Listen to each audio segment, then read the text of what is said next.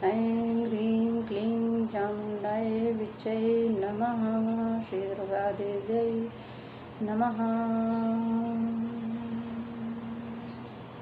ओम दुर्गा दुर्गा शमनी दुर्गा पद्मनिवारणी दुर्गमच्छेदिनी दुर्गशालिनी दुर्गनाशिनी उत्तोद्धारिणी दुर्गनिहंत्री दुर्गमापहा दुर्गम्यान्य दुर्गदैत्य लोक नुदवानला दुर्गमा दुर्गमा लोका दुर्गमात्मस्वरूपिणी दुर्गमाशुषंगंत्री दुर्गमायुद्धारिणी दुर्गमांगी युक्ता दुर्गम्या दुर्गमेश्वरी दुर्गभीमा दुर्गभामा दुर्गपादुदारिणी नामावल्य माम यस दुर्गाया मम मानवा पठेत सर्वभ्यानित्य भविष्यति न संशया।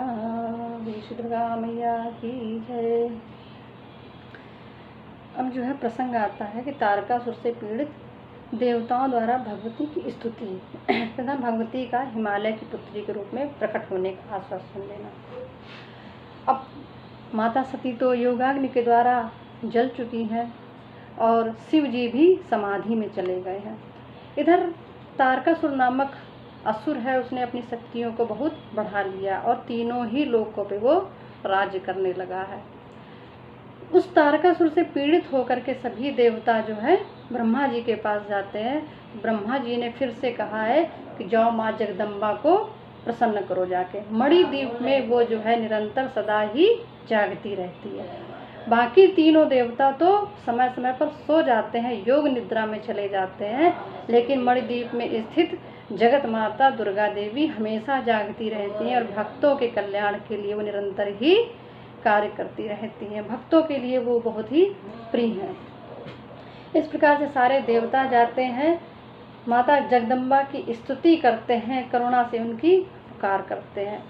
माता फिर से प्रकट होती है। प्रकट होकर के वो कहती है कि ठीक है, मैं जो हूँ हिमालय की पुत्री गौरा के रूप में प्रकट होंगी और वो मेरा पुत्र जो है तारकासुर का संहार करेगा। इसके पश्चात जो है माता ने हिमालय को योग, यम, नियम, संयम, प्राणायाम, जप, ध्यान, विधि आदि सब कुछ बताया है और अपने स्वरूप का वर्णन किया है। कहती हैं कि प्रज्ञानम ब्रह्म, यानी कि जो कुछ भी है अहमात्मा गुणाकेशा, हर कुछ सर्वमिति ब्रह्म, हर जगह केवल परम ब्रह्म ही है, अविनाशी ब्रह्म ही है। जो कुछ भी ये जगत दिख रहा है, हम सब कुछ को दिख रहा है, वो एक स्वप्न के समान है। तो हम लोग केवल एक स्वप्न देख रहे हैं। जैसे कि जब सोते हैं तो सोते समय स्वप्न में अनेक प्रकार की रचनाएं कर लेते हैं, तो उसी प्रकार से पूरा संसार स्वप्नवत है। केवल जो है माता का नाम ही सत्य है। सत्य हरि भजन,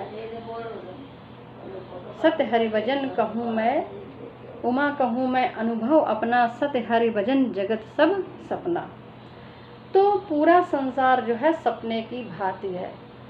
तो जीव का एक परम कर्तव्य है जो निरंतर जो है माता का भजन करता है, माता की स्तुति करता है, माता से प्रार्थना करता है, माता से प्रेम करता है, तो माता को ही प्राप्त हो जाता है। माता कहती है मुझे प्राप्त करने के 3 मार्ग हैं, कर्म योग, धर्म योग, जप योग और भी इसके अलावा तमाम नाना प्रकार के योग हैं कि जिसके द्वारा जो तुम मुझे प्राप्त कर सकते हो। ज्ञान योग, मैं केवल जो हूँ भक्ति के द्वारा ही प्रसन्न होती हूँ, मैं इसके सिवा जो है प्रसन्न नहीं होती हूँ, तो मुझे भक्ति के द्वारा ही प्रसन्न किया जा सकता है।